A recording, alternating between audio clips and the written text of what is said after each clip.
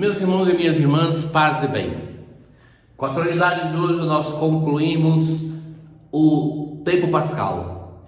E a solenidade de Pentecostes é o sigilo do tempo pascal. O Senhor que ressuscitou, Ele nos dá o seu Espírito. Nós fomos preparados por 50 dias para receber o seu Espírito, sem o qual a Páscoa da ressurreição não tem efeito na nossa vida. Ou seja, é o Espírito Santo que nos recorda aquilo que aconteceu na história de Jesus. É o Espírito Santo que nos recorda a ressurreição, mas que nos dá instrumentos para que nós hoje possamos viver como ressuscitados, viver do ressuscitado. Então, o tempo pascal, sobretudo a última parte dele, que nos preparou para o dom do Espírito, para o advogado, para o paráclito, para o Espírito da verdade, que nós hoje o recebemos. De fato, nós recebemos o Espírito Santo nos sacramentos da iniciação cristã. Mas nós pedimos ao Senhor que nos envie o seu Espírito, não porque não o temos, mas para que nós que já o recebemos, possamos ter um coração aberto para que ele possa produzir os seus frutos em nós, para que nós possamos viver a partir da ação do Espírito Santo, sem o qual nós não sabemos o que fazer, nós não sabemos o que pedir ao Senhor, sem o qual nós não podemos chamar Deus de Pai.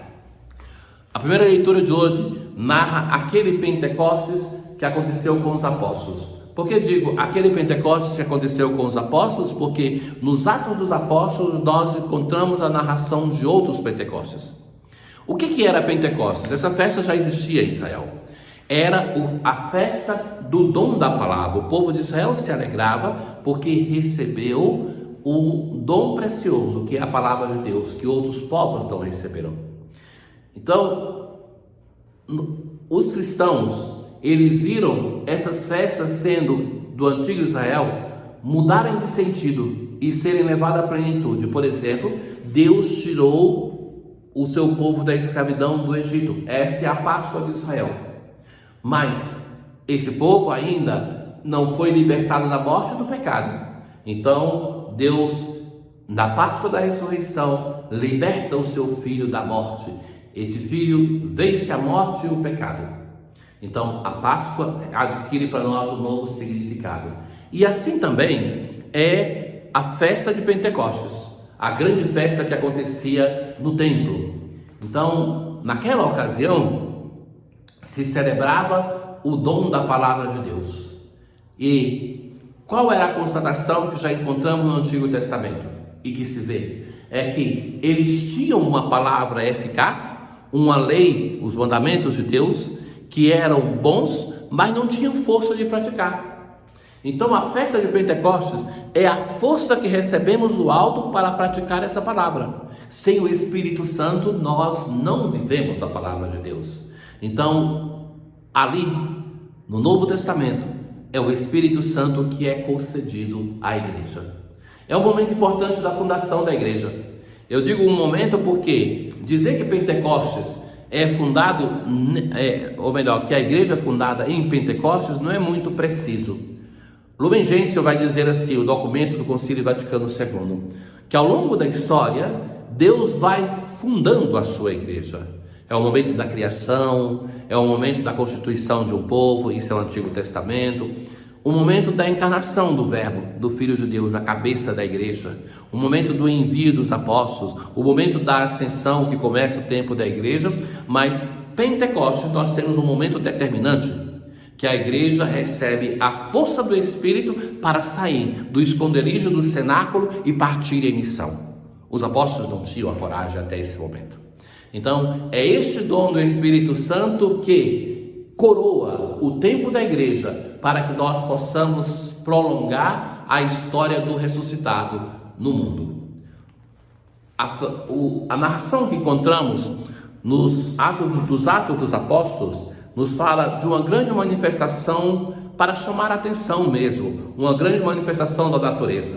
Barulho, terremoto, língua de fogo.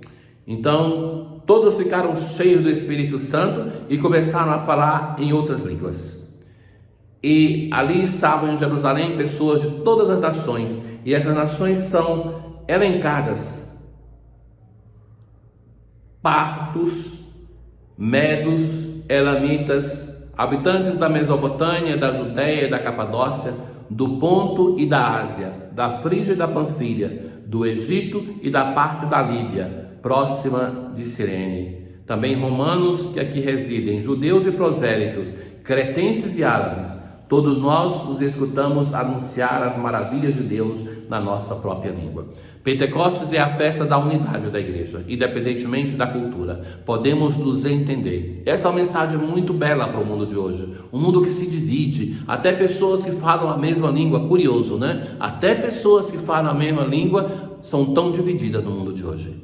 Então, Pentecostes é a festa da unidade, mas uma unidade que também mantém a diversidade. Cada um aqui continua sendo filho da sua cultura, da sua pátria. Então, Pentecostes é a festa da unidade em torno de um só ressuscitado e do respeito da diversidade dos povos, línguas, nações e culturas. Hoje no Evangelho, nós escutamos aquele mesmo Evangelho que já escutamos no dia da Páscoa. No primeiro dia da semana, estando fechadas as portas por medo dos judeus, Jesus entra. A paz esteja convosco. Os discípulos se alegraram. Novamente Jesus vai dizer: a paz esteja convosco. Como o Pai me enviou, assim também eu vos envio. Depois disso soprou sobre eles e disse, por esse motivo que nós estamos escutando de novo este Evangelho: recebei o Espírito Santo. A quem perdoardes os pecados, eles lhes serão perdoados. A quem não os perdoardes, eles lhes serão retidos. A solenidade de Pentecostes é uma solenidade que nos liga ao Senhor ressuscitado. É Ele que sopra sobre os apóstolos. Já na cruz, no Evangelho de João, Jesus entrega o seu Espírito. Então, já na cruz, Ele nos dá o seu Espírito e é Pentecostes. Então, o ressuscitado é aquele que doa o seu Espírito. Nós recebemos o Espírito porque Ele ressuscitou. E o próprio Jesus vai dizer assim, se despedindo dos seus apóstolos: é preciso que Ele volte ao Pai, porque quando Ele for, Ele vai enviar o Espírito que vai recordar todas as coisas e vai ensinar ainda outras coisas. Então, voltando para o Pai, o Senhor ressuscitado nos envia o seu Espírito, que é a memória da igreja. O Espírito Santo, que é aquele que santifica a igreja.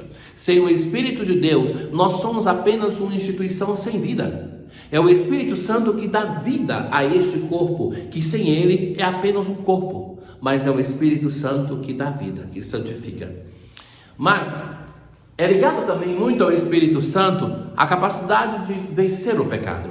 Então, por isso, Jesus sopra e dá aos apóstolos o poder de perdoar. O poder de perdoar, que sem dúvida está muito ligado ao sacramento da reconciliação. Busquemos o sacramento da reconciliação.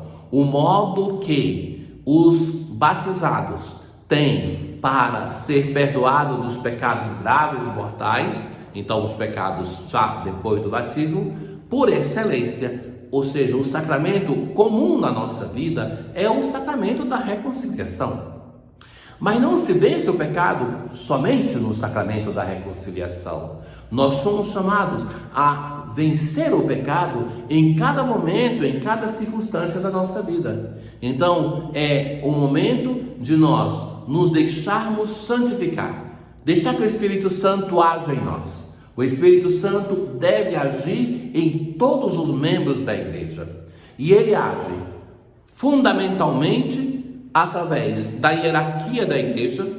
Então, aquele que recebe na igreja uma função é instrumento do Espírito de Deus. Ele age na proclamação e na escuta da palavra de Deus. Ele age nos sacramentos. Ele age nos dons que são confiados para a igreja. Em tudo isso é o Espírito Santo que dá vida à nossa vida, que anima a sua igreja, para que nós possamos ser a igreja do Senhor, a presença do ressuscitado no nosso mundo. uma boa solenidade de Pentecostes para todos e cada um, que nós possamos ser no mundo a presença do Espírito. Para isso, interceda por nós a Virgem Mãe de Deus. O Senhor esteja convosco, Ele está no meio de nós. Abençoe-vos o Deus Todo-Poderoso, o Pai, o Filho e o Espírito Santo. Paz.